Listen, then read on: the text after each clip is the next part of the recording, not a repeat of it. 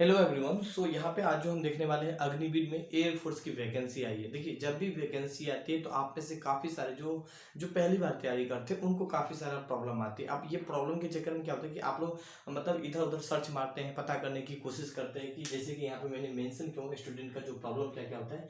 एक प्रॉब्लम ये होता है जब भी वैकेंसी आती है वही सिलेक्शन प्रोसेस होता है, क्या क्या बेसिकली इसमें मेडिकल कैसे होता है, इसमें सैलरी क्या होता है, ठीक है। इनके अलावा जॉब जॉब कितने दिन के लिए है, जॉब लोकेशन क्या होगा, क्वेश्चन किस टाइप का आएगा। तो ये सब एक बेसिक बेसिक प्रॉब्लम होता है जो पहली बार तैयारी करते हैं इन सब स्टूडेंट को काफ़ी ज़्यादा ये सब प्रॉब्लम दिखती रहती है, ठीक है। तो खैर हम इन सभी के बारे में एक एक करके हम काफ़ी कुछ डिस्कस करेंगे। और पहली बार है चैनल को जरूर सब्सक्राइब कीजिएगा। मैं काफ़ी कुछ आप लोग के एग्जाम से रिलेटेड प्रोवाइड कराता रहता हूँ और आगे भी मैं प्रोवाइड कराता रहूँगा, ठीक है। और टेलीग्राम पे ज्वाइन हो जाइएगा, ठीक है, ताकि मैं जॉब वगैरह और भी अपडेट कर पाऊँ आप लोग के एग्जाम के लिए। तो एक ही करके काफ़ी कुछ यहाँ पे डिस्कस करने वाले हैं। तो यहाँ पे नाम ही है अग्निवीर, तो मुझे लगता है कि इनके बारे में ज़्यादा एक्सप्लेनेशन नहीं करेंगे, तो आप लोग समझ जाइएगा कि अग्निवीर का काम क्या होता है। कुछ दिन पहले बहुत ही आंदोलन देखने को मिला था, ठीक है। तो खैर कोई बात नहीं। क्या होता है कि जनसंख्या भी बहुत ज़्यादा मात्रा में है और सरकार के पास इतना बजट भी नहीं होता है, ठीक है। तो खैर ये सब काफ़ी अलग बात है जो हम बाद में ये सब डिस्कस कर लेंगे।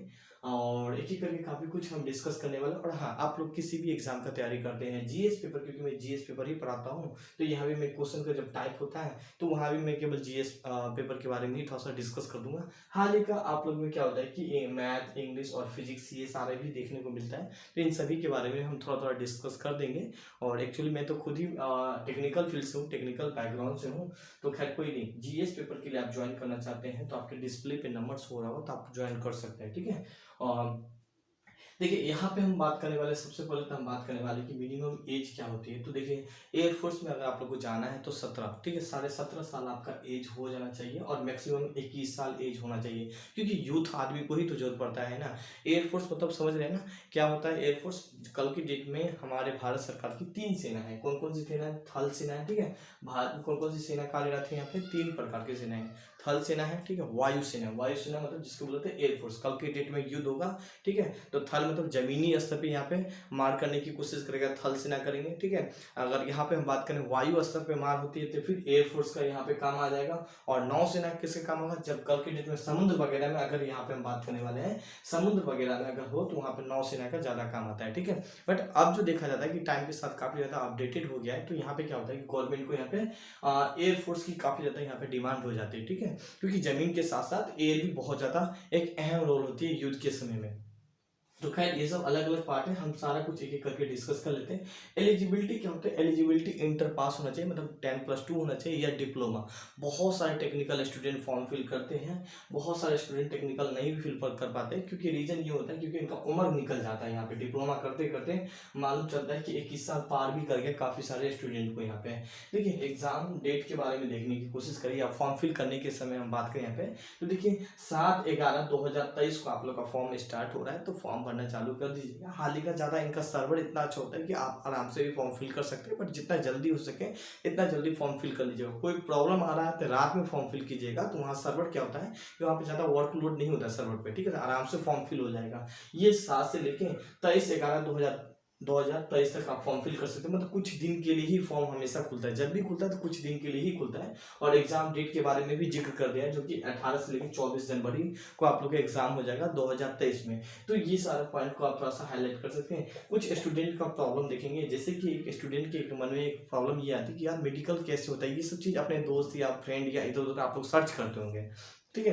तो देखिए, इनका जो मेडिकल होती है ना, एक अच्छा खासा इनका मेडिकल होते हैं, क्योंकि इनका मेडिकल इसलिए अच्छा खासा होता है। कल की डेट में आप एयरफोर्स में, जाहिर सी बात है, जमीनी हो तो वो अलग बात है, वहाँ पे थोड़ा सा मैनेज भी होता है, मालिक वहाँ भी अच्छा ही होता है मेडिकल। बट एयरफोर्स की बात होता है तो वहाँ पे आपका जो मेडिकल होता है ना, अच्छा खासा होता है। उनका खुद का एक अपना क्या होता है, जो मेडिकल है उनका खुद का एक अपना एयरफोर्स का डॉक्टर वगैरह होता है, वो खुद का अपना चेक करता है। ये नहीं कि आप बाहर से किसी डॉक्टर से चेक करवा के लाइए या किसी का रिपोर्ट ले आइए और यहाँ पे आप दे दीजिए, नहीं जी, वो आपका खुद ही बेसिकली उनका सभी कुछ जो फिजिकल होंगे, फिजिकल इनका स्टाफ विभाग अलग हो, इनका स्टाफ अलग होता है, फिजिकल का मेडिकल का अलग होता है, ठीक है। और डॉक्टर वगैरह अलग होता है, उनके पास काफ़ी सारे मशीन वगैरह भी होते हैं जो कि आपका मेडिकल रूप से फिट वगैरह चेक कर पाते हैं। जैसे कि IQ वगैरह होता है, तो वो काफ़ी कुछ सर्जरी वगैरह होता है, वो खुद ही बेसिकली चेक कर पाते हैं कि आप पूरा तरीके से फिट है कि नहीं। अगर आप अनफिट होइएगा तो सीधा यहाँ पे क्या कर दिया जाएगा, आपको इग्नोर कर दिया जाएगा यहाँ से, ठीक है, रिजेक्ट कर दिया जाएगा। दूसरी बात है कि यहाँ पे सैलरी क्या है, तो नाम से ही स्पष्ट है अग्निवीर। अग्निवीर पे मुझे भी थोड़ा सा फेस पे स्माइल आ जाती है यहाँ पे, और आप लोग को भी थोड़ा सा मालूम नहीं कैसा फील हो पा रहा होगा, बात कोई नहीं। यहाँ पे हम थोड़ा सा देखने सैलरी के बारे में डिस्कस करें, जो कि सारा कुछ यहाँ पे नोटिफिकेशन में बता दिया गया। ऑफिशियली नोटिफिकेशन भी हम जॉब अपडेट वाले टेलीग्राम पे हम अपडेट कर देंगे। पहला साल आपको 30,000 सैलरी मिलेगा, बट इन हैंड कितना मिलेगा, 21,000 सैलरी मिलेगा। ठीक है, अब 21,000 सैलरी मिलेगा, जो कुछ पैसा कट गया वो आपको बाद में जब आप रिटायर हो जाएंगे तब वहाँ पे आपको ये पैसा, जैसे कि 9,000 बचा है तो वो बाद में आपको ऐड करके बेसिकली दे दिया जाएगा। ठीक है ना, आगे यहाँ पे बात करें दूसरी साल कितना मिलेगा, तो जाहिर सी बात है पहली साल अगर 30,000 मिलता है तो दूसरी साल कुछ ना कुछ तो बढ़ेगा ही, है ना, क्योंकि महंगाई बढ़ती है तो सैलरी भी तो बढ़नी होती है। तो यहाँ पे कितना सैलरी मिलेगा, 33,000 मिलेगा। कट की यहाँ पे कितना यहाँ पे मिलेगा, 23,100 मिलेगा। 23,100 का आप जो करना चाहते हैं आप कर सकते हैं, जहाँ भी खर्च करना चाहते हैं वो खर्च कर सकते हैं यहाँ पे। ठीक है, इनके अलावा यहाँ पे बात करें 36,500 तीसरी साल, और चौथी साल क्या होता है 40,000 मिलेगा। अग्निवीर के लिए मात्र 4 साल है, और 25% के यहाँ पे क्या पे दिया जाएगा, मतलब एक तरीका से आप लोग के लिए आरक्षण दिया जाएगा, वो भी आप लोग का डिफेंस फील्ड में दिया जाएगा। अगर आप 4 साल जॉब कर पाते हैं उसमें जो कुछ परसेंट को जो भी सिलेक्टेड होते हैं, जो भी अच्छा होता है उनको सिलेक्ट करके बेसिकली रख लिया जाता है। हाल ही का यहाँ पे 4 साल के बाद आपको 11.71 लाख रुपीस मिलेगा, और प्लस जो यहाँ पे आप जो पैसा छोड़े थे उनको ऐड करके 11 और 5 यहाँ पे जोड़ सकते हैं, 17-18 लाख के करीब आप लोग को 4 साल के बाद दिया जाएगा। आप उस पैसा का आप जो भी करना चाहते हैं कर सकते हैं, चाहे घर बनाना हो, चाहे बिजनेस में, या आपको जो भी करना है वो आपके अकॉर्डिंग आप इस वजह से कर सकते हैं। गवर्नमेंट का बस एक यही नीति था अग्निवीर लाने का कि हम 4 साल आपको रोजगार देंगे, उनके बाद जो भी ये जो पैसा दे रहे हैं आप इस पैसा के चाहे बिजनेस कीजिए या आपको जो भी करना है आप कर सकते हैं। हालांकि मेन तो उद्देश्य ये है कि आपको एक राहत के लिए दे दिया जाता है जो भी 15-17 लाख है, ताकि आप उस पैसा को कल के जॉब भी ना मिले तो आप कुछ कर सके। ठीक है, तो कुछ ये सैलरी था जो कि आप लोग को समझ में आ गया होगा। नाउ आगे हम बात करें ये जॉब कितने दिन का है, तो ऑलरेडी देख सके 1 2 3 4 साल के लिए यहाँ पे जॉब है।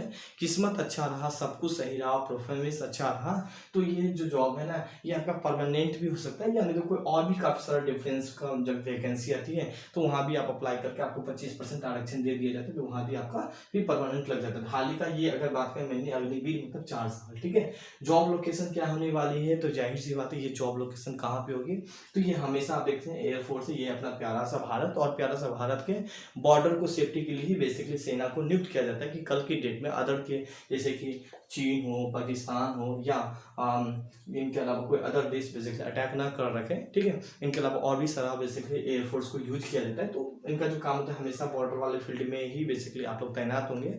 और आप लोग का बेसिकली काम क्या करवाया जाएगा, एक मन में आप लोग का ये भी डाउट आता होगा, भाई हम डिप्लोमा किए, हम मैकेनिकल इंजीनियर हैं, हालांकि मैं भी मैकेनिकल इंजीनियर हूँ, कि यहाँ पे हम लोग को काम क्या करवाया जाएगा। देखिए सबसे पहले तो यहाँ पे बात करें 2 टाइप के स्टूडेंट इस फॉर्म को फिल करते हैं, एक तो टेक्निकल फॉर्म फिल करते हैं, एक तो नॉन टेक्निकल फिल करते हैं। देखिए जब जरूरत पड़ता है, कल के डेट में क्या होता है कि जैसे कि टेक्निकल काम आप लोग इंजीनियर है तो जाहिर सी बात है यहाँ पे एयरफोर्स में काफ़ी सारा टेक्निकली काम आप लोग को देख रहा होगा, तो जाहिर सी बात है टेक्निकल है तो आप लोग को टेक्निकल ही बेसिकली काम करवाया जाएगा। इनके अलावा यहाँ पे बात करें लोकेशन वगैरह जो 10+2 वगैरह किए होते हैं उनको लोकेशन वगैरह क्या होता है कि यहाँ पे ट्रेस वगैरह करने के लिए या एक कंट्रोलिंग रूम में भी बेसिकली बैठा दिया जाता है, तो ये सब होता है। इनके अलावा यहाँ पे बात करें पायलट वगैरह के रूप में भी नियुक्त किया जाता है। आप जैसे कि टेक्निकल है तो टेक्निकल बेसिस वाला काम दे दिया जाएगा ताकि आप आसानी से समझ पाए, नॉन टेक्निकल है तो कुछ नॉन टेक्निकल वाला आप लोग को ट्रेनिंग देके काम दे दिया जाएगा ताकि आप उस काम को समझ पाए। जाहिर सी बात है ये सब चीज आप लोग को नाम से ही स्पष्ट और काम से ही स्पष्ट। अब क्वेश्चन का किस टाइप का आने वाला है,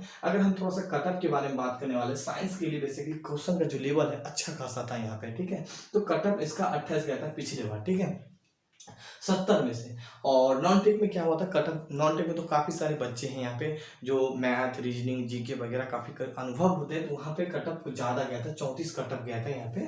ठीक है, तो ये कुछ कटअप थी यहाँ पे। अब सिलेक्शन प्रोसेस तो ऑलरेडी हम बता ही दिए आप लोगों के साथ, रिटन एग्जाम होता है, फिर फिजिकल होगा, फिर जीडी होगा, फिर मेडिकल होगा, देन फाइनल सिलेक्शन होता है यहाँ पे।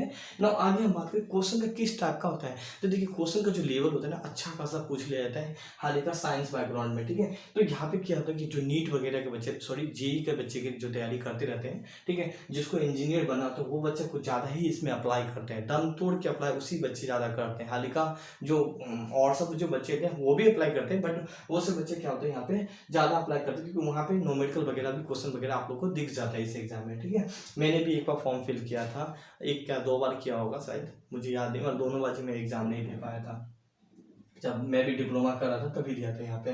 तो कुछ ये था, नेगेटिव मार्किंग भी आप लोग के एग्जाम में होती है, ठीक है। कुछ फिजिकल होता है, फिजिकल का स्क्रीनशॉट करके आप लोग को ग्रुप में शेयर कर देंगे, जैसे कि 152.5 सेंटीमीटर मेल का होना चाहिए, फीमेल का 152 सेंटीमीटर होना चाहिए, चेस्ट मेल का 77 होना चाहिए, और यहाँ पे एक्सपेंस करके 5 सेंटीमीटर एक्सपेंस करना चाहिए। तो ये सिर्फ एक बेसिक बेसिक चीज़ें। अब एयरफोर्स में जा रहे हैं तो फिजिकल वगैरह तो आप लोग का होना ही चाहिए, क्योंकि आप अगर अच्छा हेल्थ नहीं है, अगर आप पूरा तरीका से फिट नहीं, तो फिर कैसे काम कर पाएगा। तो ये सब कुछ आप लोग का बेसिक था, और आई होप आपको ये सारा कुछ आपको समझ में आया होगा। इनके अलावा थोड़ा सा अगर हम यहाँ पे बात करने वाले हैं, देखिए 2 तरीका का होता है, जैसे कि आप पीसीएम से हैं तो यहाँ पे मैथ, इंग्लिश और फिजिक्स आप लोग को पूछा जाएगा, ठीक है। जो कि मैथ आपका बात करें 25 क्वेश्चन, और फिजिक्स भी 25 क्वेश्चन में है, 20 लिखा, और इंग्लिश 20 क्वेश्चन होता है, ठीक है।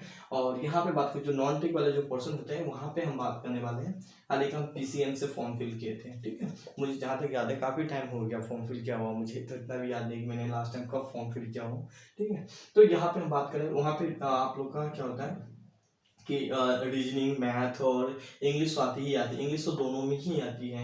जब आप देखते हैं बातचीत करता होगा तो वो इंग्लिश में ही बात करता होता है, ठीक है। तो इंग्लिश बहुत ही ज़्यादा ज़रूरत है, तो इंग्लिश थोड़ा बहुत अच्छा खासा आना चाहिए, और थोड़ा बहुत बस आपस में पास कर लीजिए, आगे तो सारा ट्रेनिंग में आपको सिखा दिया जाता है। तो कुछ ये था, आई होप कैसे आप लोग को समझ में आना चाहिए। थोड़ा सा हम बता दें, एक चीज़ फॉर्म फिल करते हैं तो आधार कार्ड होना चाहिए, 10th और 12th का आपका मार्कशीट होना चाहिए। यहाँ पे बात करें पैन कार्ड, डोमिसाइल आप जहाँ से है वो चीज़ आपका डोमिसाइल वगैरह होना चाहिए, और साथ में पासपोर्ट साइज फोटो वगैरह आपका ये सब चीज़ होना चाहिए, ठीक है। ये सब चीज़ नेसेसरी है। आई होप आप लोगों को ये चीज़ समझ में आया होगा। कोई भी और भी प्रॉब्लम है बेझिझक कमेंट करके पूछ सकते हैं, या मुझे इंस्टाग्राम पे भी मैसेज कर सकते हैं, और हाँ टेलीग्राम पे जरूर ज्वाइन हो जाइएगा, मैं आप लोग के एग्जाम से रिलेटेड काफ़ी कुछ प्रोवाइड कर। Thank you, have a nice day.